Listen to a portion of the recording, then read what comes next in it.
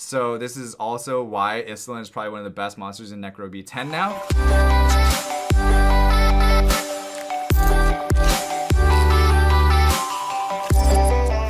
Hey, what's going on, guys? Welcome back. It's Claytano. Thank you so much for tuning in as always. And the new update is finally released, and there's been some UI improvements along with a couple other things. But in today's video, I want to review a few of the ones that I liked a lot, and then I also want to showcase you guys ISILLEN in Necro B10 because I think that buff was so cool and so sweet, but I want to show you guys that firsthand and how it works.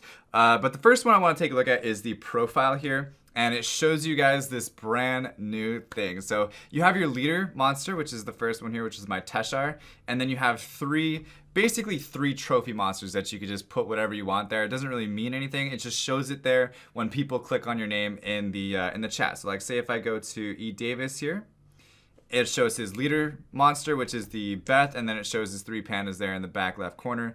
And really, that's where you want to put your trophy monsters. That's where you want to put those LD Nat 5s that have absolutely no use except for just looking pretty now behind your leader monster, which I think is cool. I like it. Obviously, Artemis has some use, but I think just showcasing some of your cooler monsters there, maybe putting three of the same monster there, just trolling in it, putting like slimes, whatever you want to do, you could put there. All you have to do is click on this little thing on the bottom right, which says placement settings, and then you can change which monsters you have in there.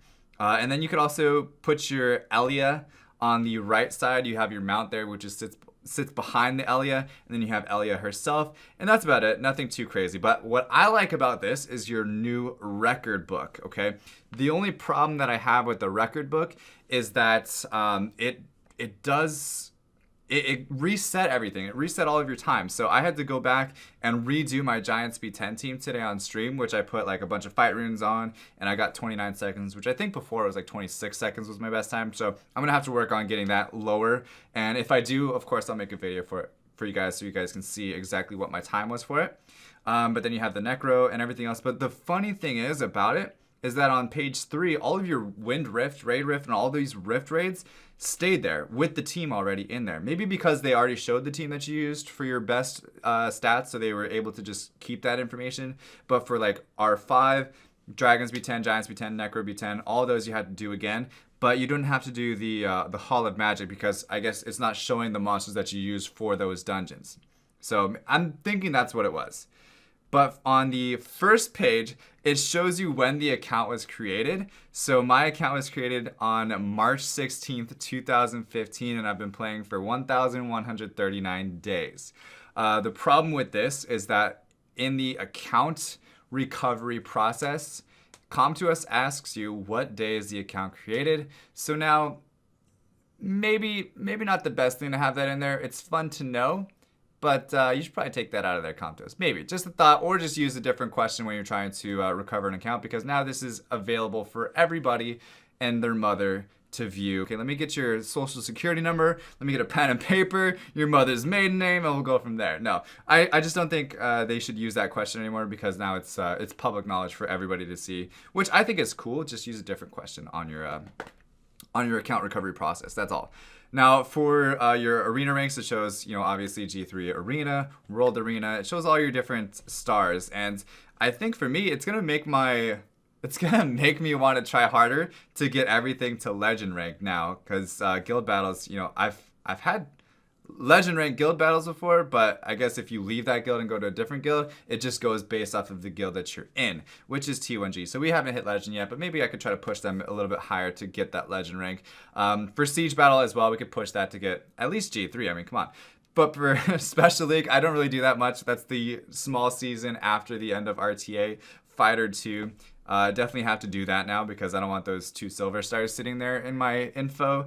And then World Arena G2, I think we could get G3 pretty easily. Maybe not easily, but we'll work on it. Right now I'm actually sitting in G2 currently, but I've been up to G3 RTA this season once or twice, but then drop back down. It's hard for me to keep there, but maybe if I adjust some runes around, I could actually just keep G2.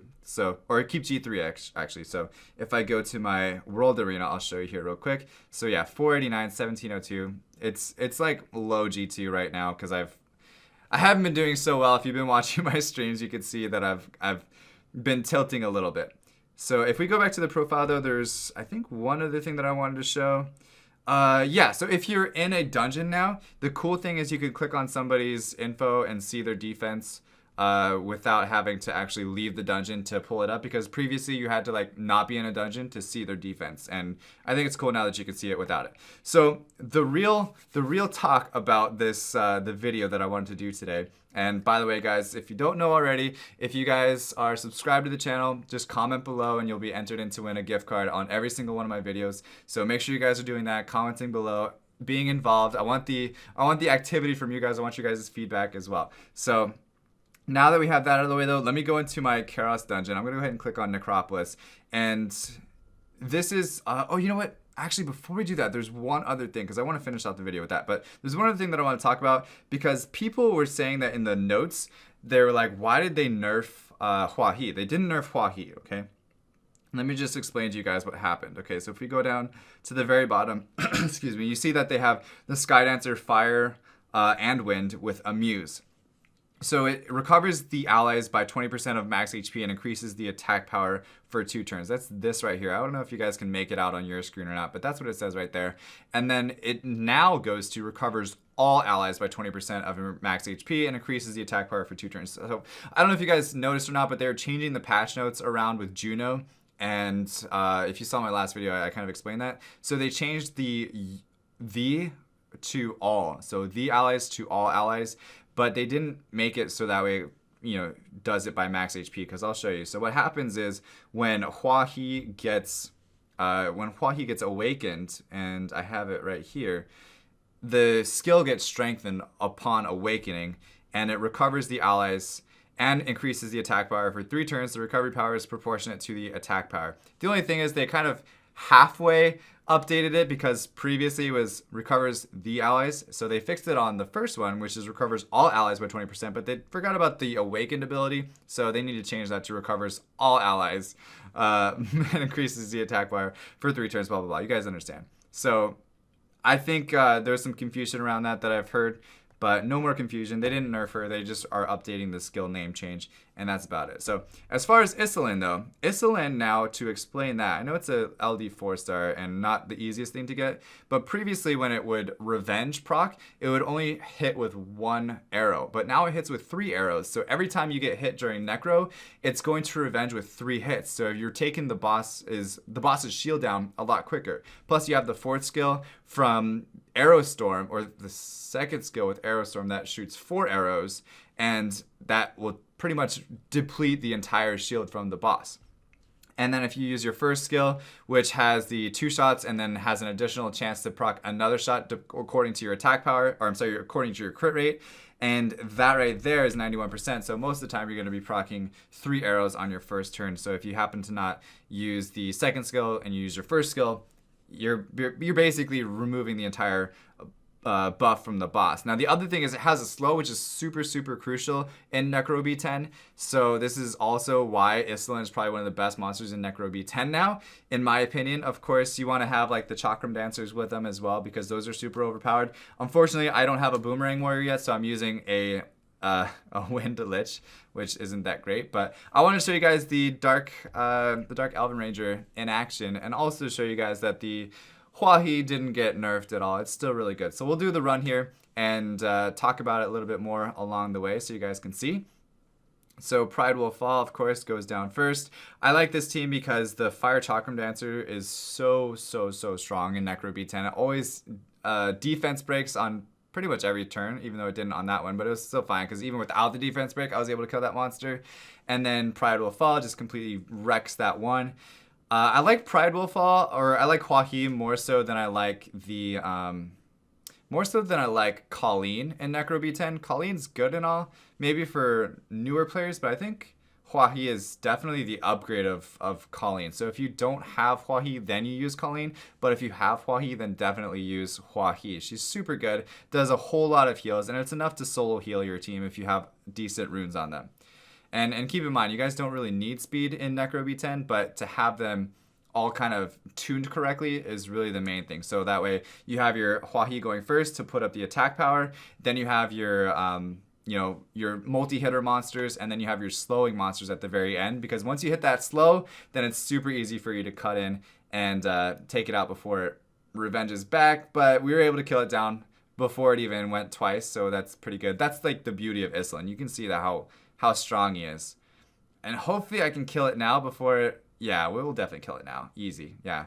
So it didn't even grab one of our monsters, so it was super, super fast. 123, so again, the times reset. I had a sub 1 minute run on my, before the patch, which kind of sucks. I wish I can get it again. I'm sure once I get the Boomerang Warrior, I can switch out Fuko for it and have a easy sub 1 minute Necro run, which is pretty, basic overall. But let me show you guys the runes here before we end the video. So I'm just gonna hit replay, and I have my Lucian on Vampire, so that way he doesn't die to the damn golems there, the dark golems that send that damage back to him.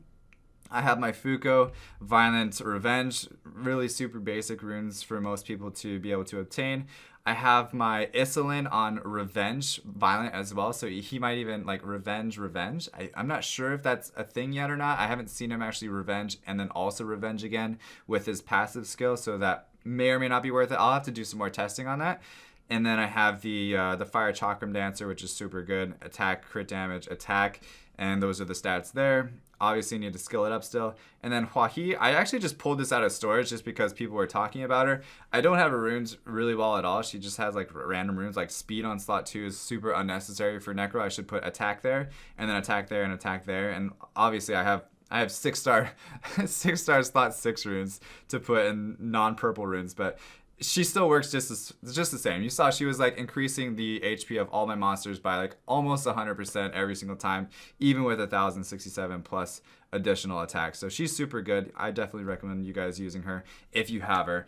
But aside from that, that's just the showcase that I want to show you guys on ISILLEN. I think is one of the best monsters for Necro 10. If you have one, definitely utilize it because it's going to be so sick, or it is sick already. So anyway, guys, aside from that, hopefully I cleared some stuff up for you guys. Don't forget to subscribe, hit the like button as well if you like this video. And aside from that, guys, stay soupy, don't be potatoes, and I will see you guys tomorrow. All right, peace.